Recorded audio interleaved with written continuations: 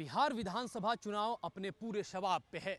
सभी पार्टियों के स्टार प्रचारक मैदान में डटे हुए हैं और प्रचार जोर शोर से चल रहा है। लेकिन इस दौरान जो एक मुद्दा खास है वो है बिहार में लॉ एंड ऑर्डर का। सत्ता पक्ष हो या विपक्ष, दोनों की जुबान पे एक ही कंसर्न है और वो है कानून व्यवस्था। लेकिन आप यह जानकर हैरान रह जाएंगे कि बिहार के पहले चरण के ही चुनाव में बहुत सारे दागी उम्मीदवार मैदान में हैं। ऐसे उम्मीदवार जिनकी आपराधिक पृष्ठभूमि एक तरह से चर्चा का विषय है, उन्हें जो है वो टिकट दिया गया है। और यह टिकट देने में कोई एक पार्टी नहीं बल्कि सभी पार्टियां बढ़ चढ़ करके आगे आई हैं।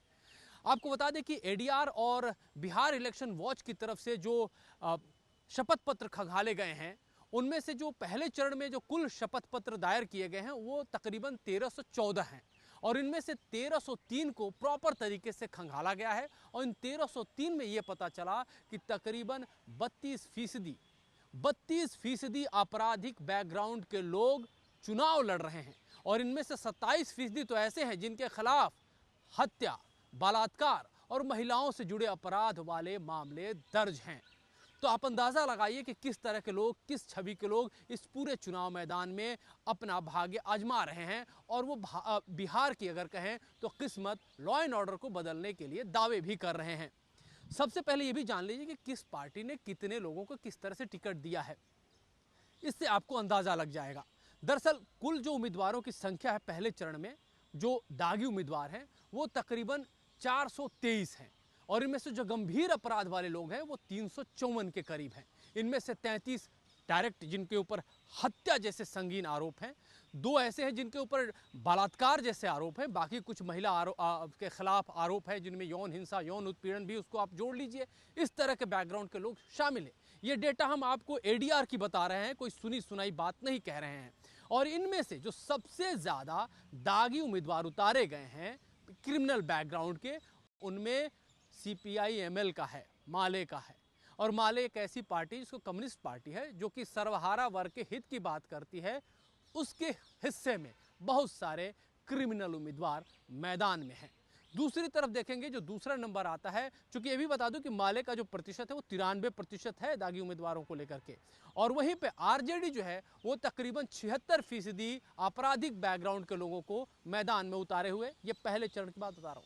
और इसके बाद भाजपा भी कम नहीं है, 64% के करीब इसके उम्मीदवार आपराधिक छवि वाले हैं जो मैदान में हैं। और अगर आप डिटेल चाहते हो तो मैं आपको डिटेल जानकारी भी दे देता हूं। आपको डिटेल जानकारी ऐसे है कि कौन सी पार्टी है जो कितने उम्मीदवारों को जो है लड़ा रही है। एक मैं सूची है जो एडीआर की तरफ से है, वो भी मैं आपको दे देता हूं।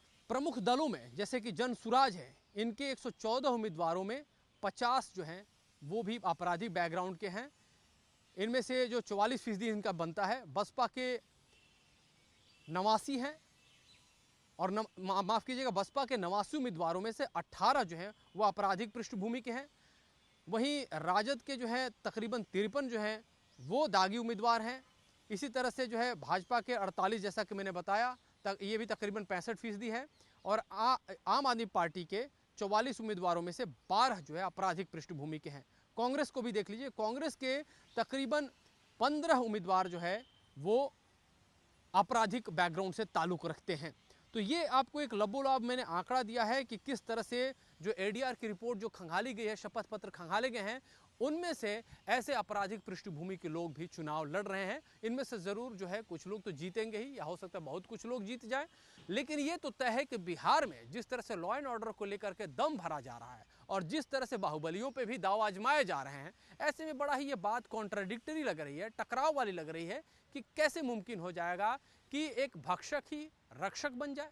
ये आरोप भले हो सकता है लेकिन एक कड़वी सच्चाई भी हो सकती है। कैमरा पर्सन वसीम खान के साथ मैं अमृत तिवारी, विस्तार न्यूज़, दिल्ली।